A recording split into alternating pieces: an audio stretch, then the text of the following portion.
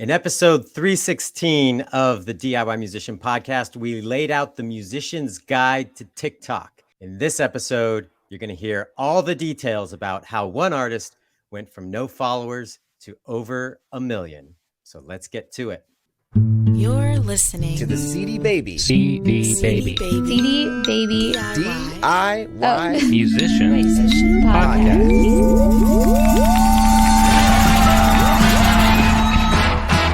Welcome to episode number 318 of the CD Baby DIY Musician Podcast, where on today's episode, you're going to hear the story of Brittnee Kellogg, an artist who has seen massive success on TikTok from doing her own music. I know it's going to be an amazing interview. My name is Kevin Bruner, and joining me is Chris Robley. Chris, how are you doing? I'm doing good. I'm excited for this interview because you gave a little bit of a teaser for me and said, well, how did you phrase that? You said, I think I have the blueprint for your success on TikTok. Exactly. And as of the publishing of this episode, it's no longer my edge. So I only had about, a week or so before everyone starts doing this. Yeah. Well, it's interesting because there's multiple artists on TikTok where I've wanted to be like, no, please stop doing what you're doing and do these things. And now I've got an episode. They can just listen to the episode because this is, I think this episode's going to hit a lot of high notes for people, not only on TikTok success, but there's so many things that get talked about along the way that I think people will identify with. And I'm talking about it as if it already happened because I already did do the interview. So we're here to intro the interview. And then we'll be back afterwards with emails and all that stuff. But before we do that, Chris, any thoughts on TikTok? We did the musician's guide to TikTok. You still haven't done my plan of success and fame for you. No, I know. It's we've been busy at work. My daughter's at that age where she's signed up for 1,000 activities. Excuses. I need to just get on TikTok. I'm so tired of your excuses. Yeah, they need to end today.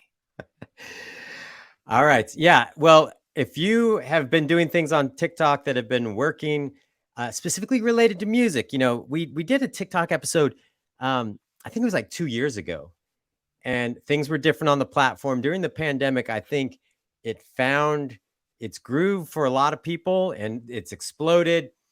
So yes, definitely want to put the call out there.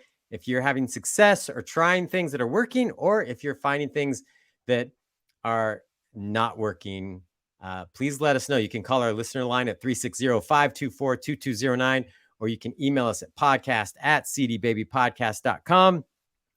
And you might want to check out Brittnee Kellogg. She's the artist we're going to be interviewing. Check her out on TikTok and Instagram and see what she's doing. And you can kind of follow along as you listen to the interview. So we've got that interview coming up. Then we've got an email and a call. No scam emails today. That's sadness. No scam emails. But also reminder, please subscribe to the podcast. If you're listening on Spotify, Apple, or Amazon, or any podcast app, make sure you subscribe. If you're on YouTube, make sure you subscribe, hit that notification. It's like a thumbs up. So anytime we drop a new episode, and that'll help us a lot and help us grow the podcast and all that. So any other TikTok thoughts, Chris, before we dive in? No, I'm excited to hear what her wisdom and experience is with this platform. All right. Well, let's get to my interview with Brittnee Kellogg. Well, joining me is Brittnee Kellogg. Brittnee, thanks. Hello. For the podcast. Yeah, thanks for having me. Yeah, it's we were talking before we hit record that we live basically in the same town and our paths have never crossed in person. But I've been following your career online for quite a few years. I like to follow the people that are doing stuff in the local scene. And also I know you have a Nashville connection. I used to live in Nashville as well. Amazing. So I've just been curious to see as things progress with your career, and definitely excited to talk about the success you've seen with TikTok and social media. And that's been amazing to watch. Yeah, so crazy. But first, why don't you tell us about your music and how you've been, what you do and a little bit of your background as an artist? Absolutely. So when I was 6, I went to a Johnny Cash and June Carter Cash concert. I had the amazing opportunity to get to see them together. And literally from that moment, I knew that that's what I wanted to do for the rest of my life. I even remember in high school telling my school counselors, like kind of arguing with them about taking the SATs. And I was like, I'm not going to college. Like, I'm going to be a country singer. And it's just always been something that has been a huge dream of mine. And rewind, got married very young. I love my 2 little kids that I got from that marriage, but hindsight, like, I had this big dream to move to Nashville the second I graduated high school and lived the dream, and then fell in love and got married and had 2 babies. And so I was kind of thrown into the mom thing. And then that marriage ended pretty badly. And during that time, I kind of just gave up on my music to, be a wife and a mom and pursue his dreams. And then after I left that marriage, I was 3 months pregnant, and I said, I am going to start over and do what I love. And so ever since then, I've just been on kind of a fast track to trying to make it happen. American Idol, I was on American Idol season 11 and season 12. I was in the top 40. And that kind of got like just a different level of, trajectory to where I want to be. So that exposure was amazing. And then now just playing music whenever and wherever I can, writing songs and releasing them. And I really try, for those of you that have heard my music, you probably know this, but I really try to keep like the real country music, like storytelling aspect to my songs. And all of my songs for the most part are from real experiences that I've personally been through. So. Yeah. And it's been amazing to watch. Been following you on social media for a while, but when I started following you on TikTok, I think you had like 2,000 followers, and and you have blown past the 1 million follower mark recently, which congratulations. That's quite an accomplishment. But there was lots of things that you did in there that I was curious about, like, I think this is why this is working for her. And really, like, I've been analyzing what you've been doing for quite a while. I'm so curious what you think. I want to hear that. That's so interesting to me. We'll get into that. So you had American Idol. Mm-hmm. That obviously opened up some doors for you. And so before you were really leaning into social media, what was sort of your musical pursuits at that time? Was it more the traditional route, go to Nashville, make contacts? Absolutely. I tried to, post content on social media, but really at the time it was, again, the traditional way, going to Nashville, making connections, writing songs, releasing music, meeting the right people. I've been told no 100,000 times by the biggest of the big in Nashville. Like, you're not doing enough. You're not big enough. Your streaming isn't big enough. You look like Brittnee Spears, dye your hair, change your name. Like, just, I've heard it all. And it's very discouraging, but I just kept pushing. And I've been so grateful and lucky to get to share the stage with some incredible artists that have really helped me along the way. And then during COVID, it was kind of one of those like, well, maybe it's time to try a different way. So here we are. Yeah. So was it just COVID that sort of made you go more in a social media direction and really trying to use that platform to its fullest potential? Especially, like, it really seemed like you started shifting your attention towards TikTok. Absolutely. So one of my good friends, I don't know if you know May Estes, but she's an incredible country singer and a good friend of mine. And my son wanted a TikTok so bad. He was at the time, I think, like 11 or 12. Mm-hmm. And I was like, sorry, buddy, I don't know anything about that app.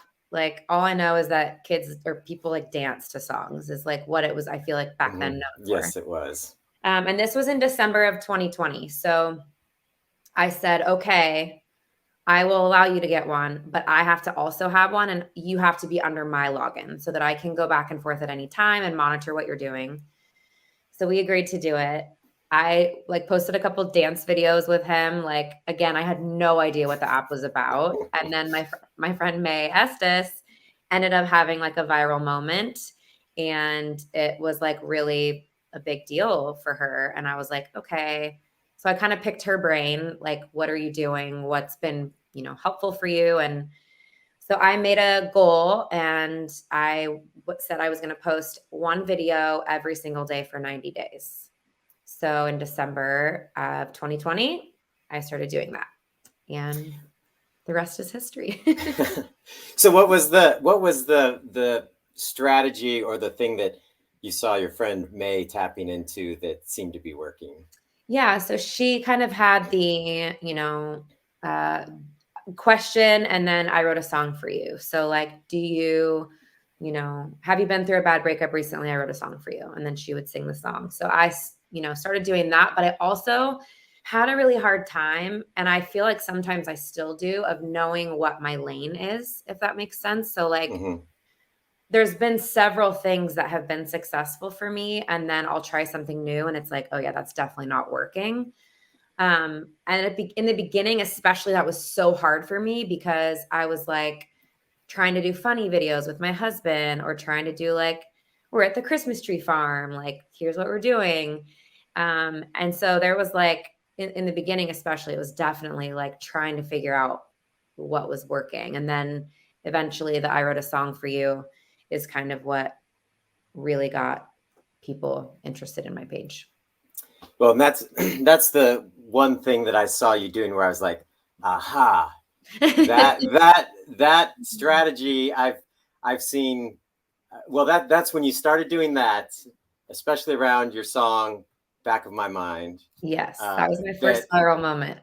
Where I saw that whole thing happen and it explode for you, and I was like, I think she's tapped into something here that really works, and I have a couple theories why it works.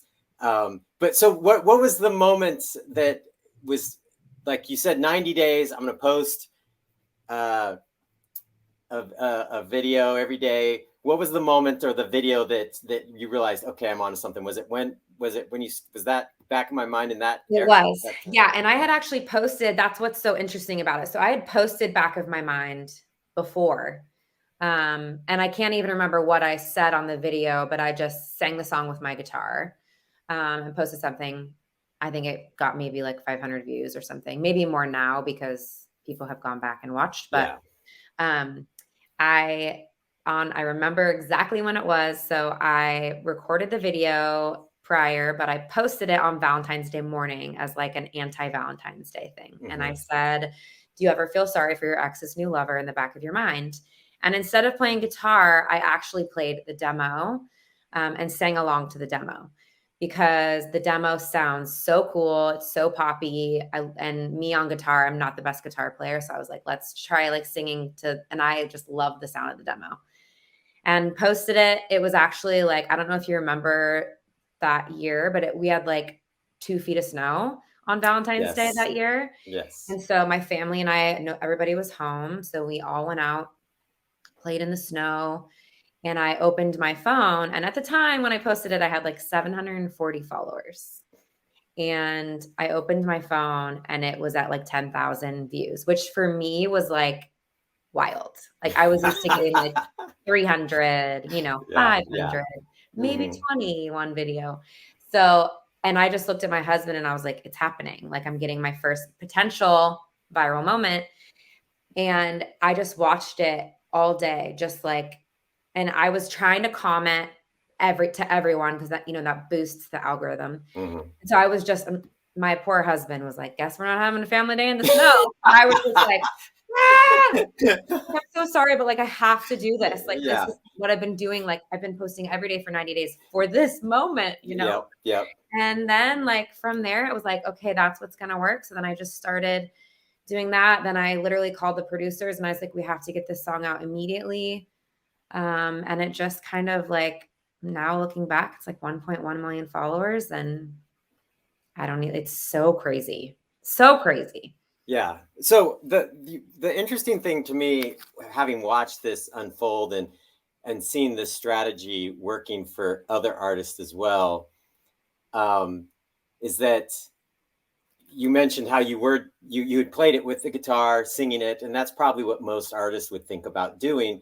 But so often you're posting where you're singing just sitting in front of your computer, or you're in your car singing, but you're singing along with the demo. Is there any thoughts on why you think that works more than playing just straight up? Totally. I think people hear what they want to jam out to. Like, they hear a song that's on the radio, you know, instead of hearing just like acoustic guitar. And there's moments for that, of course. But playing to, and I will say, like, I very rarely play guitar. The only time I will ever play guitar in a video is if it's like a song that a guy sings and they want like a rewrite of it, and I cannot sing it to the karaoke track because it's way too low for me or something. But I, even especially with Back of My Mind, it's like it just has that like sound that just brings you in. And I think it's more like exciting for people to hear how they would hear it if it were to be like released, if that makes sense. Yeah. Well, the other thing that as I was watching this unfold, that it seemed like you were tapping into, is that TikTok is almost like a new form of radio for a lot of folks, because you were posting. I don't know if you increased the frequency when that started happening, but I definitely kept seeing you post the same song, maybe in the car or somewhere else. And then it followed your recording process and making the real thing and releasing it. But it was interesting because with other platforms, posting like that might get your content suppressed a little bit, like you're posting too much. But around that same time, I was on a panel with someone at TikTok, just a music business panel, and they said our algorithm works differently. In fact, every video we're trying to find an audience, and you can post as much as you want. It doesn't hurt your account. And I was like, aha. People log in and they like that song. They know, hey, I'm going to hear it again. I'm going to hear Brittnee singing again. And it seemed like that was something that was really helping you reach more people, because each video kept getting more and more and more. Absolutely. I just kept, and I have had some comments, not maybe like a handful of people saying like, okay, we get it. Like, stop posting about it. And I just keep saying to them, like, I won't, because every time I post Back of My Mind, or every time I post Hey Mama, there's someone that hasn't heard it before. And they're like, oh my gosh, I really needed this. And I'm like, okay, if one person, and it has nothing to do with me about truly with views or, monetizing. For me, it's like, I want people to feel like they're not alone in what they're going through. And so if I'm able to reach one more person that like here's something that makes them feel a little less alone, like, I'm like, okay, posting it again, obviously, like, yeah, it's great. It gets me way more followers. But for me, it's more about like reaching people that need to hear it. Was there a point where it felt like the wave of that one song was starting to trend down, but it seemed like you were able to repeat it again with the next Back song? of My Mind is like the freaking choo-choo train. It's the craziest thing. Every time I post it, for the most part, like I posted this one, like, oh, you see your ex's new lover at a stoplight, and so you roll your window down because you have the perfect song for them. And it just went crazy. And then it's back up to number 3 on the charts again a year after I released it. And then it just keeps happening. Like, I'll post it and it goes viral. And then it's like, oh, it's at number 11 on the charts 2 years after I released it. It's just crazy. It's the song that never ends. But yes, go ahead. There's been some trending down too. Like, I feel like a lot of my followers have heard it. And so they're like, okay, we know this song, Yeah. Did after that initial viral hit, because it was pretty massive. I mean, anyone listening to this podcast who hasn't checked her out on Brittnee on TikTok, you can go back and see, you can go back through history and kind of see it all happen, which is really cool.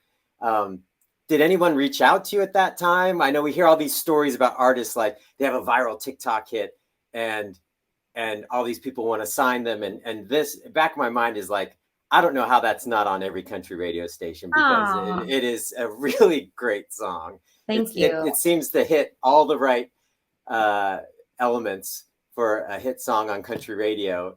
And so did anyone reach out to you? Was there any opportunities on the table for you that materialized? It's really something that has been very interesting for me, because I have not been reached out to by one person. Wow. Not labeled. I mean, Sony and I had a meeting, but that was kind of a favor of a friend. It wasn't like they reached out to me because they were, interested in signing me or anything. And I will say, like, I guess I can say, like, I've been a little disappointed, not necessarily in the label portion of it, because I don't even know if that's really where I want to go. But in like the Bobby Bones or Where's the Highway or like, any of that, like even playlisting, I wasn't really playlisted with that song. And I was really surprised, and disappointed, because it's like, it did have such a viral moment, and I'm partial obviously, but I agree. Like, it's a great song. And every time it comes on, like, I get that feeling of like, oh, this is such a good song. I love it. It is a good song. Such a good song. And so, yeah, no, I've been a little bit like, people will tag like Buzz, and I've met Stormy on Tracy Lawrence's tour bus with Hardy, and said, like, I have a song that like should be a highway find. And he's like, no, nothing, Wow. Wow. I'm surprised by that, because it just, I think it grabs, the listener right from the beginning, and just feels like this is a radio hit. So going into after this happened, did it change your process for creating music, or totally change your thought process on your strategy and how to harness TikTok more? Absolutely. I think for me, and even still, that's why I was so curious about, like, how you analyzed it, because even still, every time I post a video, it's like, okay, is this gonna work? Like, and sometimes it like literally flops, and I end up deleting a video 4 hours after I post it, because it literally has gotten like 800 views. And that doesn't happen very often. I feel like now that I'm kind of like, people recognize my face, so they are wanting to watch it. But as far as the music goes, I definitely have taken like what they're wanting, and will write about that. Like, I don't know if you saw the My Little Man TikTok, the original one that I posted. I was actually sitting, and it was like, it's 4:00. I have to post by 5:30 p.m. Otherwise, like, it doesn't get as many views. So I'm like, okay, I think it was like 4:45. I'm going to a workout class at 5:30. And somebody wanted me to write a song about having a little boy. So I'm like sitting there with my guitar, and I'm like, this is the dumbest song I've ever written in my life. Like, but I have to post it. Whatever. I'm done. Yeah. Fine. I'll post it. Done. I get home from my workout class, and it's going like stupid viral. And I'm like, of course it is. Like, of course this song that I like absolutely hate is going to go viral. So I took it to my friend Michael Farron, and we ended up rewriting it into a wedding song. And I had some mad people, because they were like, that is not the song we wanted. We wanted the song you originally wrote. But it was like it was really bad. Like, I wouldn't have released a song like that. But anyway, like, I feel like I'm definitely writing more like just real life songs, and that's what people want to hear, to where before it was like, what do you guys want to write about today? Like, let's write about a breakup or whatever. But now it's definitely like, no, I have this thing I really want to write about, so let's write about it. Or this person really, like, I've had hundreds of comments about, can you please write a song about a mom and her daughter? So like, it's definitely changed walking into a write, and it's like, okay, let's go through my TikTok comments and see what TikTok wants me to write. So that's weird. It's a really weird, but it's kind of fun, because then you always have like an ongoing thing to write about. Yeah. So was Hey Mama a follow-up to Back of My Mind? Did that come right on the heels of it, or was there some time in between? So I released it was like almost a year after. And I remember I released my song Honey in between Back of My Mind and Hey Mama, and Honey just like flopped, which I loved Honey, but it didn't do well. And then Michael Farron and I were sitting in a write, and we've been writing another song all day. And we had like an hour left, and I went to the bathroom, came back, and I was like, I have this melody in my head. Hey, mama.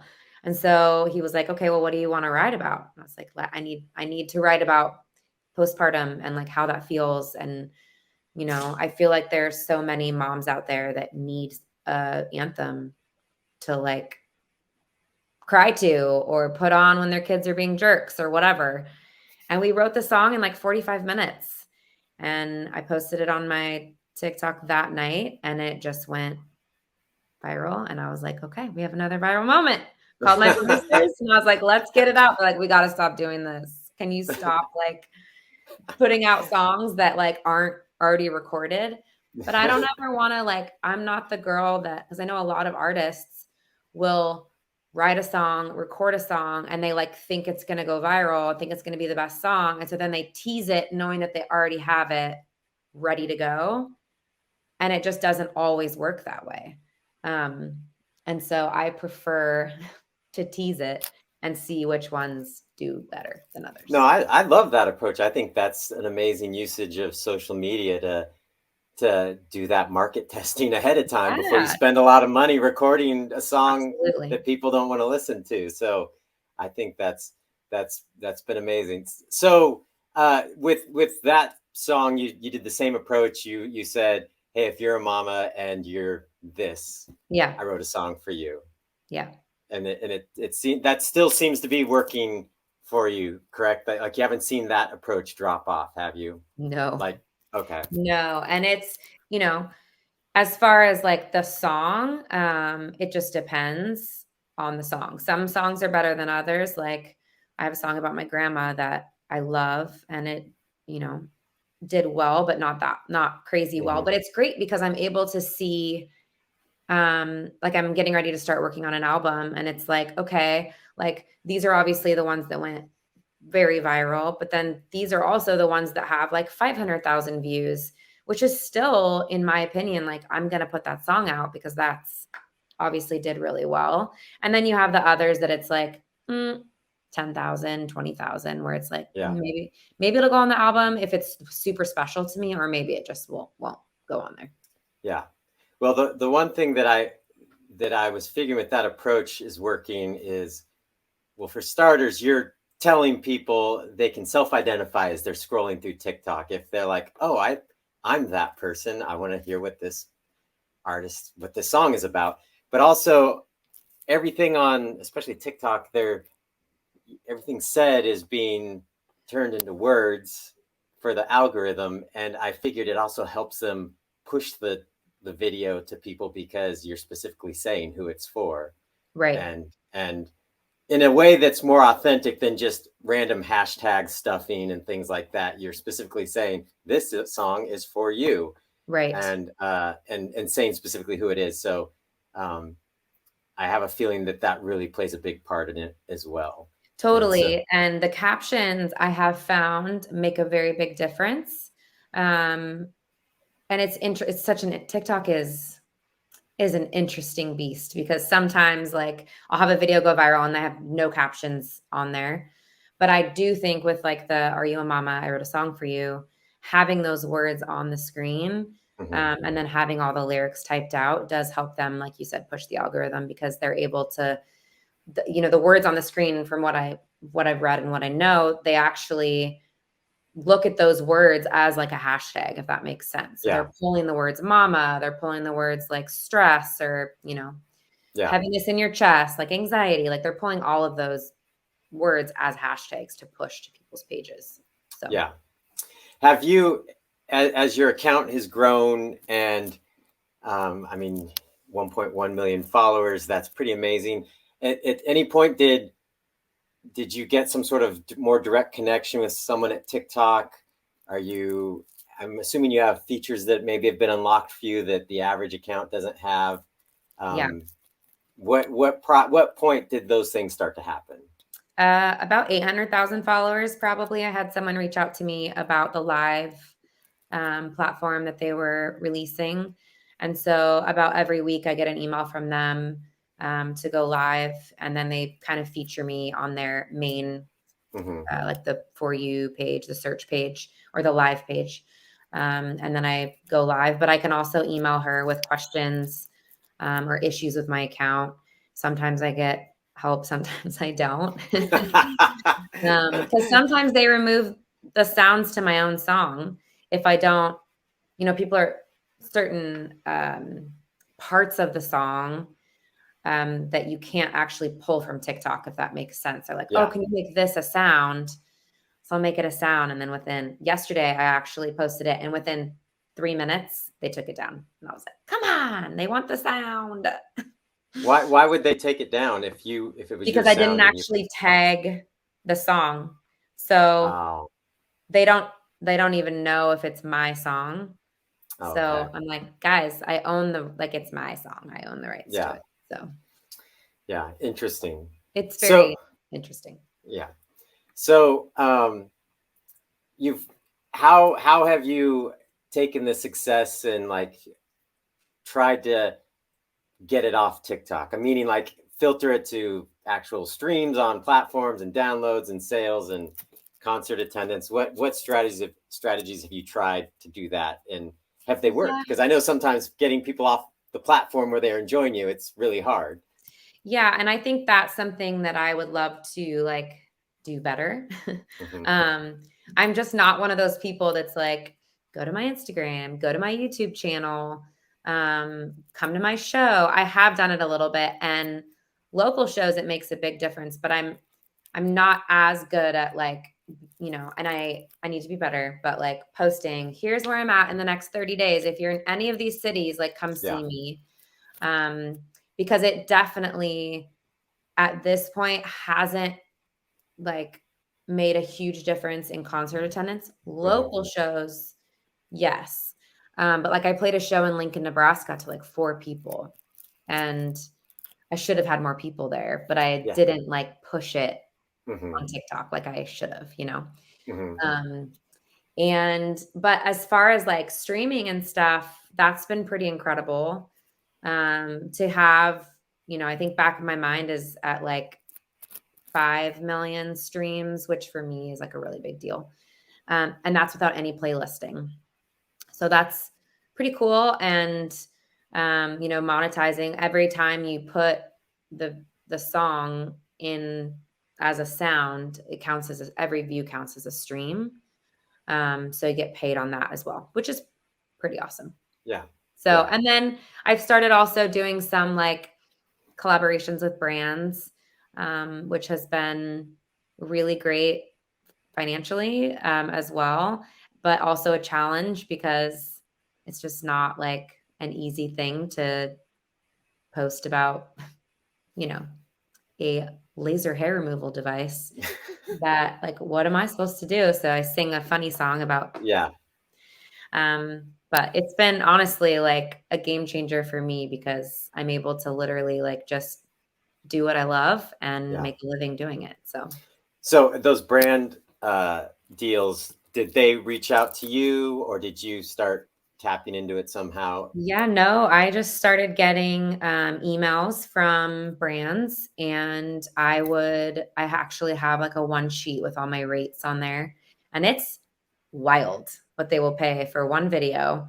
If you just, keep it nope, this is what I want. And so, and I've also only responded to brands that are legitimate. There's a lot of brands that reach out to me that I've never heard of, or that are I'll go to their website and I'm like, oh, that's weird. I got reached out to by a lady product, and they keep coming back we'll pay you this much. And then it's a lot, but I'm I don't think my following wants me to talk about pleasure situations. I just don't really want to do that. It's not my following. So there are some really funny ones, but for the most part, I have a really fun one with Ocean Spray coming up for the holidays, and that one will be really fun to be able to make cookies and sing Christmas songs with my kids. So that's been a really amazing, to have them reach out, and then I just respond with my rates, and they say yes or no, and it's great. Yeah. Was because I know you went to Legoland recently. Was that a brand deal or It was that just was. okay? Yeah, Lego reached out to me and said, we'd love to send you to Legoland in honor of your son and your song. And so they sent us there. They put us in the King Suite for the King of Legoland.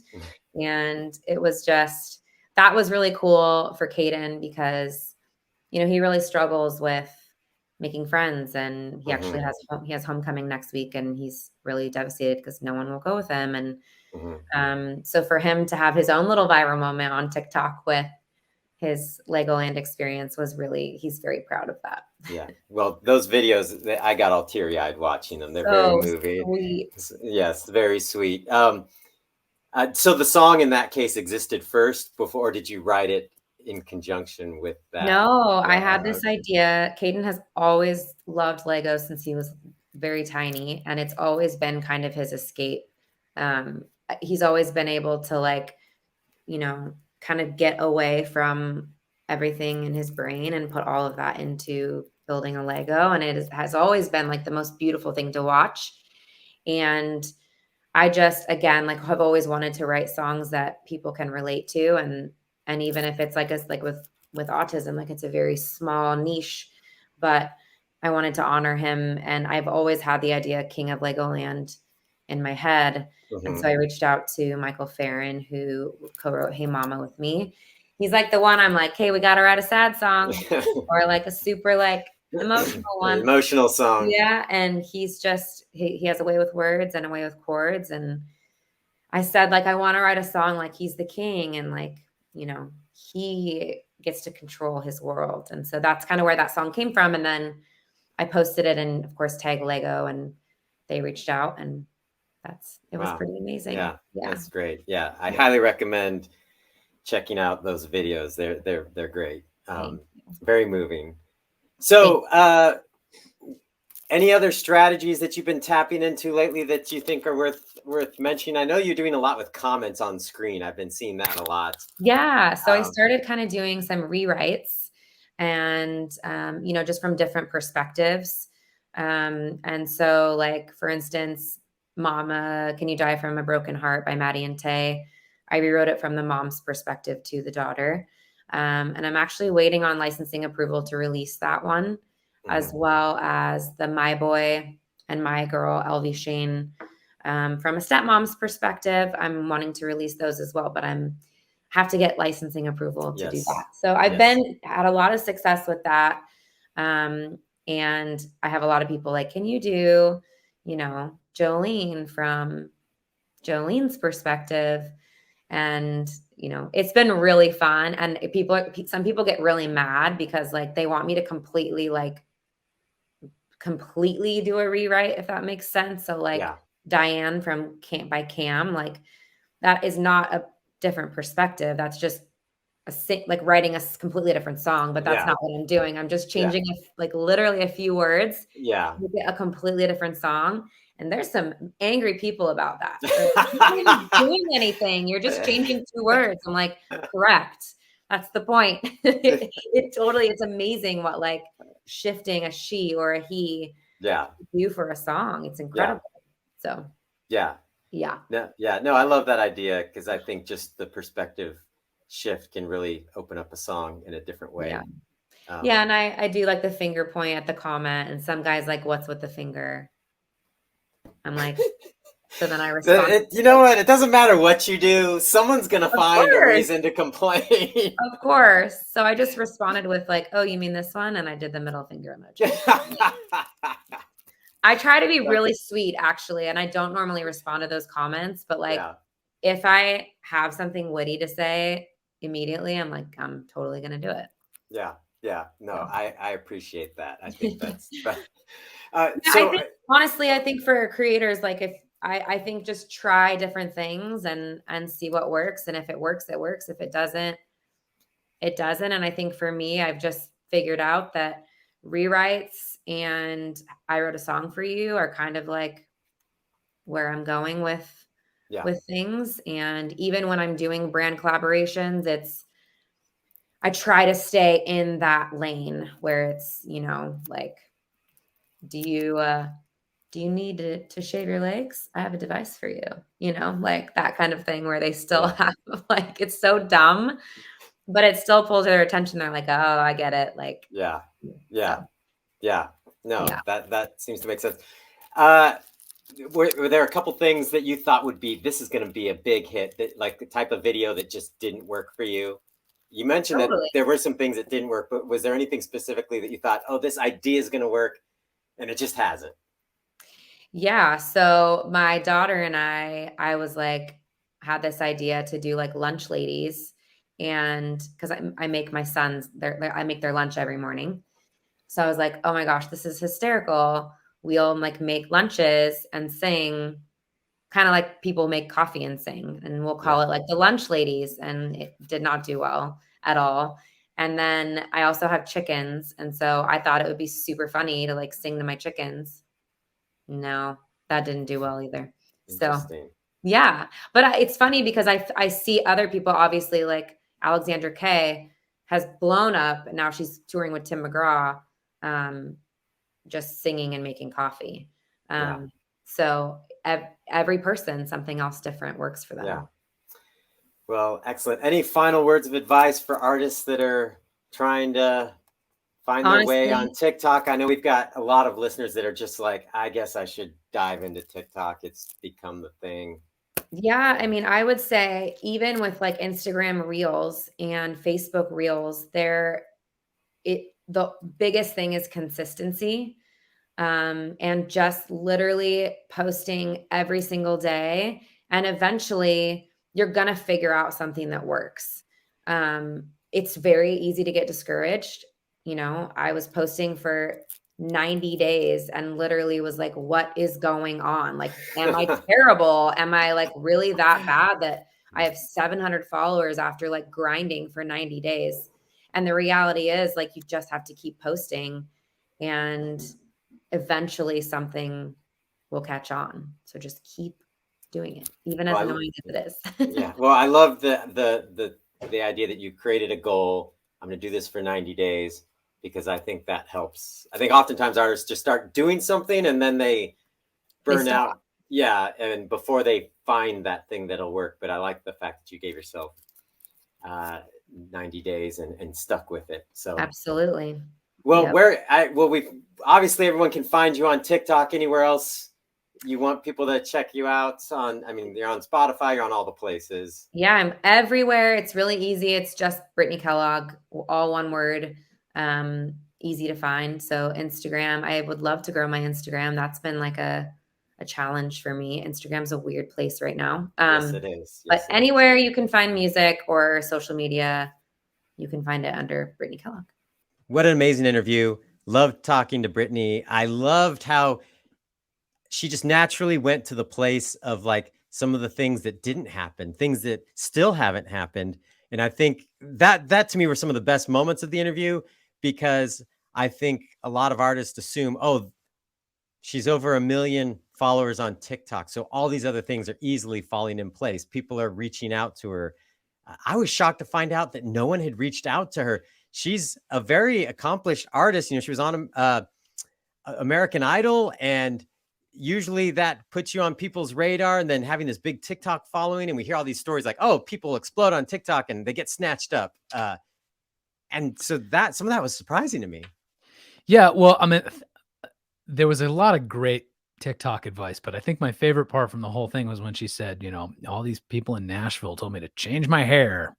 I didn't. That I looked like Britney Spears. Who cares? You know, like this whole list of all the ways she was told no. And then she just went and made her own success anyways. It's amazing. But then was very transparent at, okay, yes, I've achieved this very impressive thing, but life is still, or not, I shouldn't say life, but you know, like her career is still work, and she still has to fight for opportunities. Not all the doors opened. I just appreciated her honesty, and yeah. Yeah. And I know that, I don't know if it's, I was kind of curious if it's like some of it is just like country music, because I know country music can operate very differently. And I have lots of friends in Nashville. I lived in Nashville for a while. And so when she was saying that people saying you should change your name, you look too much like Britney Spears. There was a whole bunch. I can't remember the whole list off the top of my head, but there was a whole list of things, and I'm like, that sounds so Nashville. That's totally. Well, yeah, and I am far from an expert in country music stuff, but I keep seeing articles that one of our mutual friends shares a lot about sort of gender disparities that are probably bad in every genre, but are really, really bad in country, and that sort of level of pop country success is like way skewed male. And so I don't know if that is a kind of an extra challenge on top of her just being like, what the hell? I've got these great songs. Yeah, I guess what shocked me most is because I was following along when this was happening, and when I heard that song, I'm like, oh, this is her hit. This is riding her career. Not even the TikTok stuff, because I mentioned in the interview when I started following her, she just had a handful of followers on TikTok. Her Instagram presence was bigger, and so when that happened, and I knew that she went to Nashville pretty regularly to write with people and had relationships there and the whole American Idol thing. So when this song was just hitting on TikTok, I thought, boom, this is it. Her career is written. She'll be snatched up by a major label, because I think the song is fantastic. So hooky and catchy. And I thought it's exactly a country song. Like, this is a hit country song. So I was just beside myself. I'm like, what's this? Nobody? And it's not on more playlists. It's just weird. But in that, she had turned the TikTok success into still owning her career and doing a lot of the brand partnerships. And man, the King of LEGOland, if watching those videos doesn't make you cry, you probably don't have a heart or a soul. Dead inside. You're dead. You're dead inside.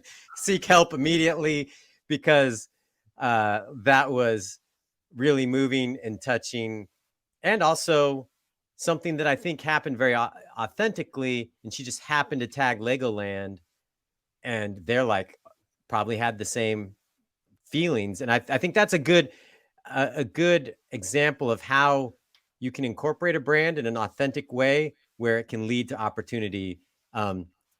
She could have gone about that in a very opportunistic way, meaning like, I wrote this song and I'm going to use the story of my son. And that wasn't it at all. And I think that comes through very authentically through the videos. And just if you follow her on TikTok, seems to be a very authentic person and real person. And so, yeah. I would like to a year from now or something, like if you interviewed her again, if she'd come back on the podcast, it'd be cool to see what she did to parlay the TikTok attention into capturing that audience, getting their emails or SMS, getting them onto her website to drive merch sales, ticket sales, whatever it is. Like, how did she use this moment or this year or two of massive growth to like lay the foundation for a career that she can sustain, even if TikTok, let's say, went away? Like, yeah, I think that would be an interesting follow-up conversation. Yeah. Well, her and I talked offline after the interview, and she said on the interview, that's one thing where she needs help and needs to do some work. But her and I talked offline, and she lives, just a couple miles away from me. Our paths have never crossed in person, which just blows my mind. There was a global pandemic, in the way. But I've been following her for a while, because somebody who used to like help her book shows and stuff did that for several artists and was at our conference. And that's how I think I ended up following Brittnee, because I knew the person that was managing her for a while. But anyway, we're going to have a follow-up conversation, get coffee or something, because she's like, I need help with that. I'm like, hey, I've got some ideas. I'd be happy to connect and cool. See what can be done. So yeah, there might be a follow-up interview about that. All right. Well, we've got a call and an email. And if you've got something you want to say after that interview with Brittnee, you can do so. Call our listener line at 360-524-2209, or you can email us at podcast@cdbabypodcast.com. And let's start with, let's see. We've got, both of these are about music marketing kind of. Let's do the call first. Here we go. It's a short one. Hey, Kevin. Hey, Chris. I had a question about effective email communication. I've been sending quite a few emails out of late to drum up some interest and get some good responses, but I'm just not getting much back. Any help is appreciated. My name's Alexander Gucci Bethu, and you have a wonderful week. But seriously, is there any hints or tips of making emails more engaging? Craig Buchanan. Thanks. All right, Alex. Alexander Gucci Poochie. Oh yeah, Alexander Gucci Pooch. There's many of us. We are legion. Yeah, we are many. Email. I know that a lot of people gravitate towards social platforms, but if you're not building an email list, you're making a mistake. As much as a lot of people communicate over social platforms or like to promote themselves over social platforms, email is still like the one digital address that people consider similar to like their home address. They keep it, they use it, and email is at least not yet going away. And it's the one way you can own that relationship with your fans. So if something like TikTok does disappear, all your fans aren't gone.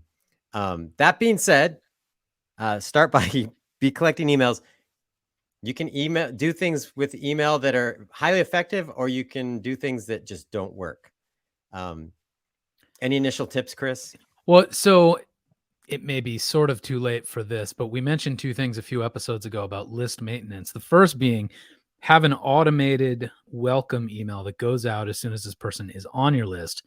And when you send that email, make sure it, makes them feel closer to you in some way as an artist, but then also prompt them to reply. So whether it's you're asking for their opinion, how they discovered you, whatever it is, some way that they respond, because that will teach the email systems out there that you're not spam and that any individual on your list actually wants to see your stuff. Now, it may be too late for that. So then the next maintenance tip I'd give is clean your list out of anyone who has been on there for a while and hasn't opened these emails for the last 6 months, because they may also be weighing down your deliverability. And then besides that, just about the emails themselves, what was that saying I had a year or two ago? Start with the button. Is that what do you remember when I said that? I think so. Yeah, you start with like the thing you want them to do. Yeah, like begin crafting your email with that in mind. Like literally, what does it say on your button? Buy now, listen here, whatever. And then really dig into like, why will anyone do that? Make it worth their time. And then that will we're reverse engineering, starting with the goal all the way to maybe the most important thing is, what is the subject line of your email? Will they even open it? So you've got to plant curiosity in that subject line. Yeah, don't sound spammy, but you need to create an engaging subject line. That's the starters. Like if the subject line is boring, no one's going to open your email. The other thing, similar to idea of like what Chris was saying, start with the button. Also, the idea is that you want to keep it as focused and as narrow as possible. Meaning, there was a time in email when it looked like this massive, it almost looked like a website that had a million different things, all sorts of things to click on. And sometimes with the newsletter, it's okay to have multiple things to read or look at. That's not a problem. But I think for most people, I'd say start with one thing. The subject line really should be like, why should I open this? Like if the subject line doesn't intrigue them or isn't valuable information, they're not going to open it. Then from there, you need to get to the point, speak to them like an individual. That's another thing I'd say. Oftentimes, people write emails as if all their fans are sitting around one computer reading it together. Hey, y'all. Yeah. I mean, I use y'all. But... Yeah. So start like addressing it to them. Talk to them like you're talking to an individual. So think about a person in your head, and as you write it to them, because that's how they're going to perceive it and read it. And then be clear about what you want them to do and get creative. Sometimes the subject line is just new shows announced. That's fine. because if you have fans that are interested in seeing you live, that's an exciting email subject line. But getting more creative with that, and there's lots of just searching like interesting email subject lines on Google, and you'll get an enormous amount of advice and ideas. I was just smiling because I'm thinking back to a bunch of Derek Sivers, the founder of CD Baby. His emails, he had a really good knack at making people feel like he was speaking directly to them, even though it was an email he probably sent to 10,000 people or something. I sometimes still to this day will open his emails and be like, is he talking to me? Yeah. I know you're not talking to me, but yeah, he's very good at that. He had this one, like if you were signing up music and you screwed up your digital distribution, he'd be like, it'd be like, hey, Chris, I'm sitting here looking at your album, and the system would automatically drop in the right album name. And there seems to be a problem. I need you to go and fix this. Let me know when it's done. And people are like, oh, I got Derek. I'm talking to Derek about this issue. I'm like, no, you're not. You're talking to a computer. Let us help you. He's like, no, Derek's working on it for me. I'm like, yeah. So it'd be people. Yeah. There's a craft in that. And when you do that, people take it. I don't know. We get so much marketing that when people can speak, even if it's a marketing message, speak as if you're speaking to an individual, a very specific individual who happens to be looking at it, the better. Well, and I just want to say one more thing about this, because I feel like some artists will be like, that sounds like manipulation, or it sounds like it's fake. It's actually impersonal, but you're faking it to seem personal.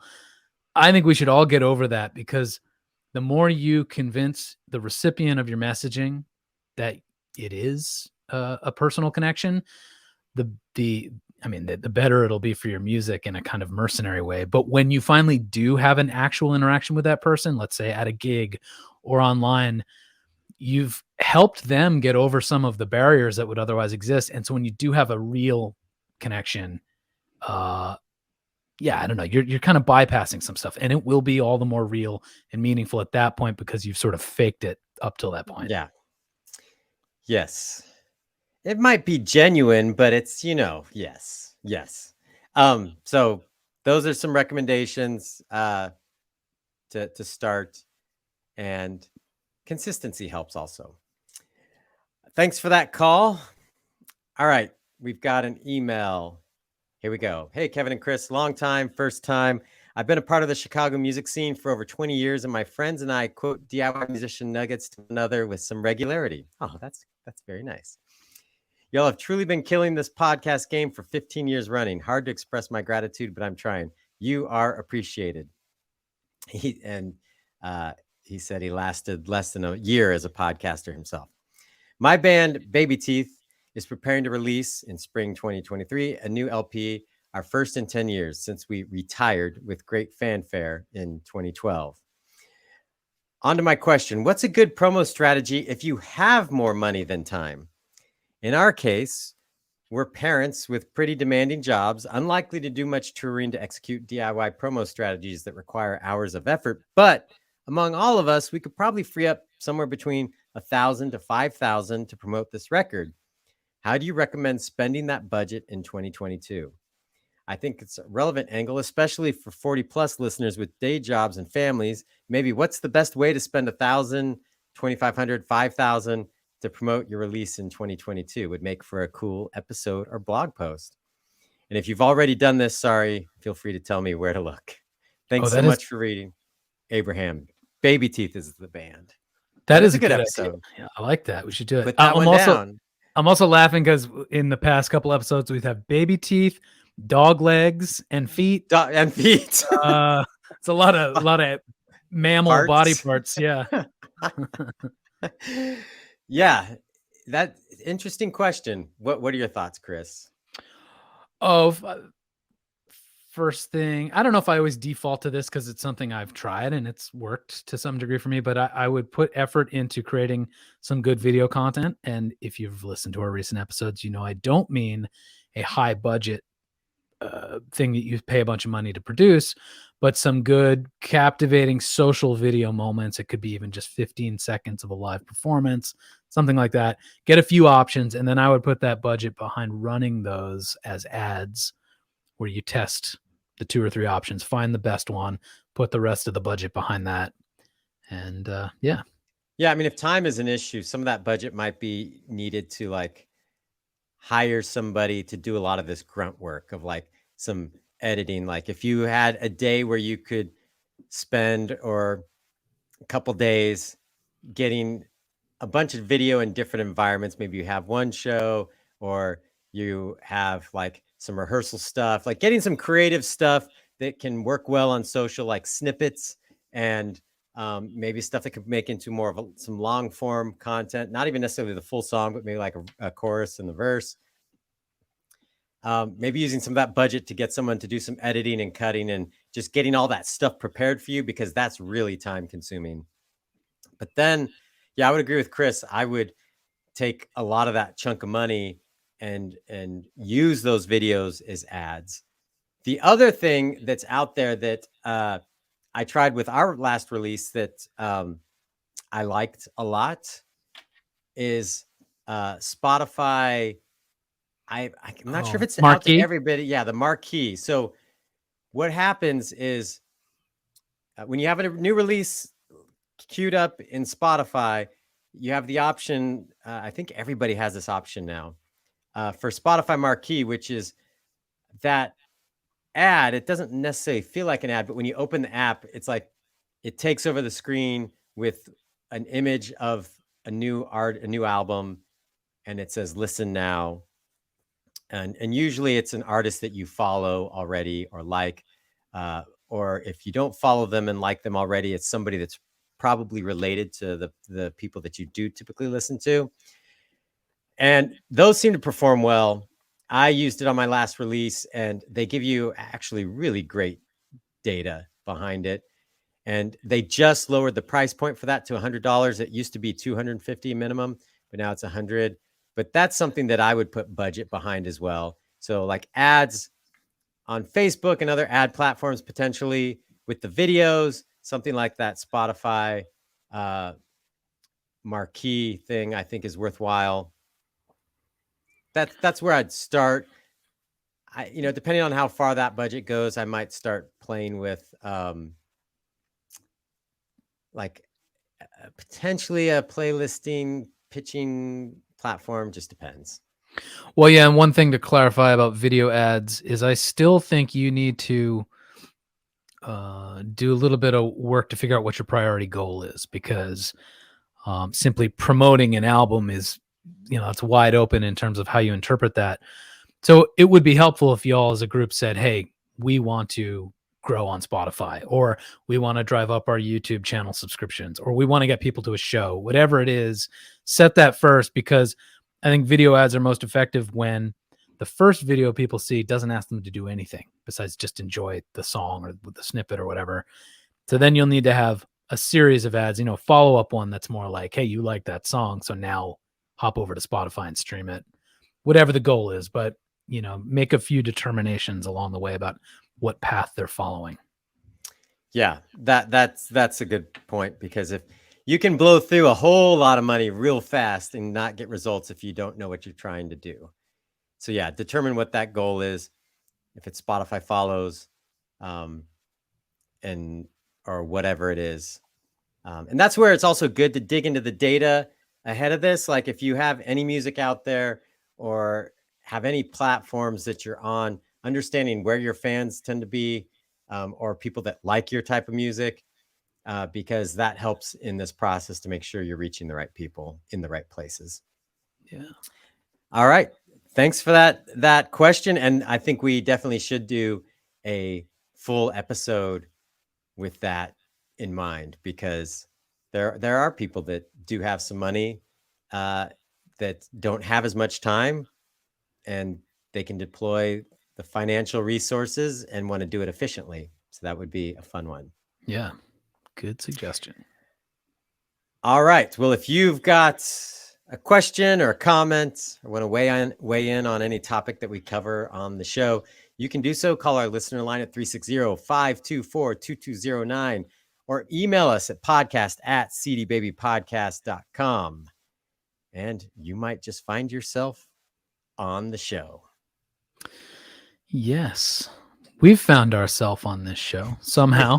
We Yeah. keep finding ourselves on this show. Yeah. Yeah, we do. We do. Speaking of, I can't remember what our next episode is, but it'll be something. It will be something. We do have more lined up, and yeah, we actually plan these things now. We've got ideas. We've got things in the hopper. We're ready to go. Yeah, and again, we appreciate all your support. Don't forget to subscribe. Feel free to share with your friends. That always helps us grow the podcast. To Leave a ensure review. that we get to keep doing this for another 15 years. Where in 15 years we'll all be, what will we be talking about? How to sell virtual merch or virch inside your own Roblox venue. I don't know. I think it'll be the opposite. How to get your brain out of the virtual world and back into a human body, so you can play shows for real people again.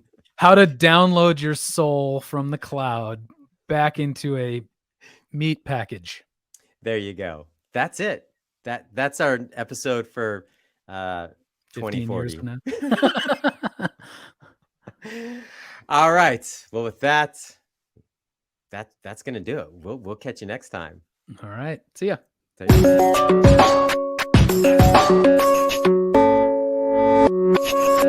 care.